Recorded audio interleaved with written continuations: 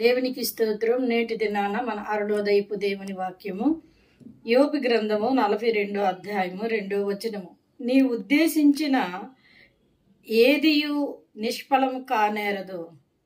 హల్లెలూయా. ప్రియమైన దేవుని బిడ్డ, ఇక్కడ యోబు దేవుడు కూడా సంభాషణ చేస్తూ ఉన్నాడు. అప్పుడు అంటున్నాడు యోబు ఆ యొక్క ప్రభుతోని, దేవునితోని, నీ ఉద్దేశములు ఏవి కూడా నిష్ఫలము కానేరవు అని. హల్లెలూయా. నీ అందు దేవుడు ఈ దినాన నీతో మాట్లాడుతూ ఉన్నారు. నీకేదైనా దేవుడు నీ మీద ఆయన ఉద్దేశించి నీకేదైనా వాగ్దానము చేశారా? అయితే ఆయన ఉద్దేశాలు ఖచ్చితంగా నెరవేర్చబడతాయి. నీ యందు దేవునికి ఉన్న ఉద్దేశాలు చాలా గొప్పవి. అవి నీ ఆలోచనకి, దేవుని ఆలోచనకి, భూమికి ఆకాశమునకున్నంత తేడా ఉంది. నీవు ఇహ సంబంధముగా కొద్దిగా నువ్వు ఆలోచిస్తున్నావేమో, కానీ దేవుడు నీ మీద ఉంచిన ఉద్దేశాలు చాలా గొప్పవి.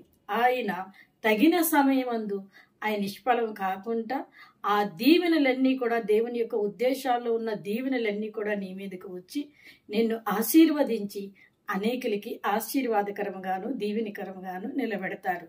కనుక నీవు అరుణోదయాన లేచిన వెంటనే ఈ వాక్యాన్ని పట్టుకొని ప్రార్థన చేసుకుని, దేవా నీవు నాయందు ఉంచిన ఉద్దేశాలు నెరవేర్చండి ప్రభు అని ప్రతిరోజు నీ ప్రార్థనతో నువ్వు దేవుణ్ణి అడిగితే ఖచ్చితంగా ఆయన త్వరలోనే ఆయన ఉద్దేశాలు నెరవేర్చి నిన్ను ఉన్నతమైన స్థానంలో ఉంచుతారు. ఆమేన్.